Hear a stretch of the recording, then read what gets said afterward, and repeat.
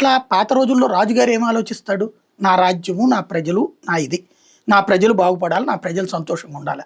ఆ సంతోషానికి అనుగుణమైన నిర్ణయాలు తీసుకోవడం కోసం ఆ రోజుల్లో రాజకీయ ప్రభుత్వాలు నడిచాయి రాచరికాలు. కానీ వాళ్ళు కూడా మేము ఎప్పుడైనా దారి తప్పుతామేమో అని ఒక మంత్రులు, బాధ్యతాయుతమైనటువంటి మంత్రుల్ని, అట్లాగే గణకులని, అంటే ఎనలైజ్ చేసి చెప్పేటటువంటి విశ్లేషకుల్ని, వీళ్ళందరినీ పెట్టుకునేవాళ్ళు ఆ రోజుల్లో. కానీ కాలం మారింది. ఇప్పుడు కొత్త రాచరికపు పోకడిది.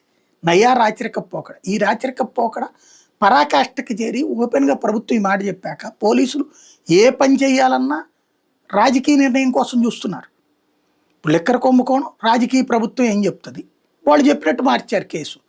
లేకపోతే అతని జగన్ టూరు రాజకీయం కోసం ఓ శవాన్ని వాళ్లే చూపించి దానికి సంబంధించినటువంటి వీడియో కూడా వాళ్ళే తయారు చేసి ఆ పైన కోర్టు చివాట్లు పెట్టాక ఆగారు.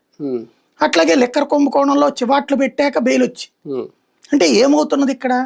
ఆ చివరికి మ్యాజిస్ట్రేట్లను బెదిరించేస్తున్నారు, ట్రాన్స్ఫర్ చేసేయమని అడుగుతున్నారు. సిద్ధార్థ లోద్రా ఏసీబీ జడ్జి గారిని మార్చేయమని అడిగాడు.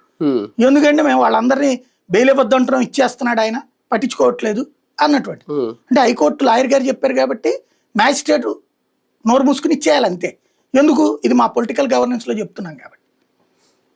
అదే తరహా ఇక్కడ నడుస్తుంది. వీటిట్లలో ఏం కావాలి అసలు ప్రభుత్వానికి? పరకామణి కేసు. పరకామణి కేసులో ఇందులో డబ్బులు ఎవరికన్నా పోయినాయా? అంటే ఒక ఆరోపణ, డబ్బులు దొంగతనం జరిగింది. దొంగతనం జరిగినప్పుడు ఓ దొంగతనం కేసులో ఇక్కడ 2 కోణాలు ఉంటాయి.